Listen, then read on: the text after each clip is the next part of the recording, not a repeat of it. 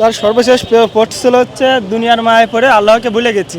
রাজধানীর Moghbazar news carton road এলাকায় এক যুবক ককটেল বিস্ফোরণের কারণে তিনি মৃত্যুবরণ করেছেন। আমরা তার সহকর্মী এবং বন্ধুবান্ধব যারা ছিলেন তাদের সাথে কথা বলতে চাই যে সর্বশেষ তিনি ফেসবুকে কি স্ট্যাটাস দিয়েছেন অথবা তার সাথে সবশেষ কি কথা হয়েছে একটু আপনার কাছে জানতে চাই। আসলে সিয়াম সবশেষ কি পোস্ট করেছিল তার ফেসবুকে? তার সর্বশেষ পোস্ট ছিল হচ্ছে দুনিয়ার মায়ায় পড়ে আল্লাহকে ভুলে গেছি। তার পোস্টটা হচ্ছে তার পেজটা এই, আর তার পোস্টটা ছিল এটা, দুনিয়ার মায়ায় পড়ে আল্লাহকে ভুলে গেছি। ভাল লাগেও তো তারপর ও ফ্যামিলির লাগে, হ্যাঁ বিশ্বাস করো। আর যদি তুমি মারো তা সিয়ামের সাথে আপনাদের সবশেষ কি কথা হয়েছিল?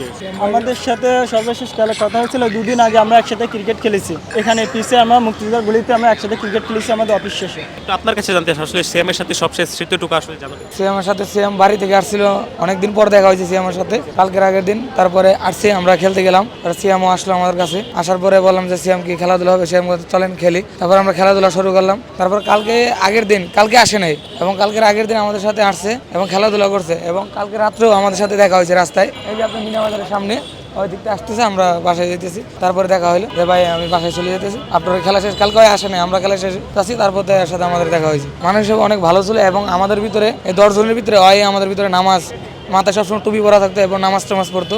খুবই ভালো ছিল এবং খুবই শান্তশিষ্ট ছিল, এবং কথার মতো খুব সুন্দর করে বলতো আমাদের সাথে। এবং তার গ্রামের বাড়ি কোথায় বা পরিবারের কতজন সদস্য? আমি যতটুকু তার গ্রামের বাড়ি খুলনা, এবং তার পরিবার থাকে ঢাকায়, এবং সে জাহিদগারে চাকরি করে। সে অনেক দিন যাবত ওই জাহিদগারের দোকানে আছে, আমি যতটুকু জানি প্রায় 2-3 বছর ধরে ওই দোকানে চাকরি করে, সে একটা মোটর পার্টসের দোকানে। সিয়াম তো আপনাদের বন্ধু বান্ধব ছিল বা আপনাদের সাথে এই কাজ করতো। আসলে সিয়াম যে নির্মমভাবে তার মৃত্যু হলো, এটা আসলে মেনে নিতে পারছেন কিনা? না, এটা আমরা কোনোভাবে তো মেনে নিতে পারছি না। এরকম মৃত্যু আসলে খুবই দুঃখজনক, এটা কোনো মতেই মেনে নেওয়া যায় না। তার মার, তার খালার কান্না দেখলাম, এটা আসলে অনেক খারাপ লাগছে দেখে। আজকে এভাবে একটা মানুষের মৃত্যু হয়ে যেতে পারে, এটা আসলে খুবই কষ্টের। এখানে সে তার খাবার নিতে আইছে, এখানে পাশে দাঁড়িয়ে উপর থেকে দুর্বৃত্তরা আর কি ককটেল বোমা ফেলেছে, সে জায়গায় মৃত্যুবরণ করেছে। আসে দেখলাম, মেনে নেওয়া যায় না আসলে ভাই, এটা খুবই দুঃখজনক। এটার জন্য আশা করি যে খুব ভালো বিচার হোক, এবং কে করেছে এটার জন্য তদন্ত করা হোক, এবং আমরা জানতে চাই কেন বা এই কাজটা কেন হয়েছে, বা ওনারই মাথায় কেন কিভাবে পড়বে। আরও তো অনেক ছিল, ওর মাথায় কেন পড়বে। এবং প্রায় সময় আমরা হয় না, আমরাও আসি এখানে নাস্তা খাইতে সন্ধ্যার পরে এবং চা খাইতে।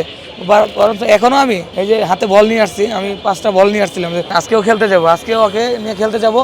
আগের দিনে আমাদের টিমে ছিল, এবং আমরা প্ল্যান করছি আজকেও আমাদের টিমে থাকবে।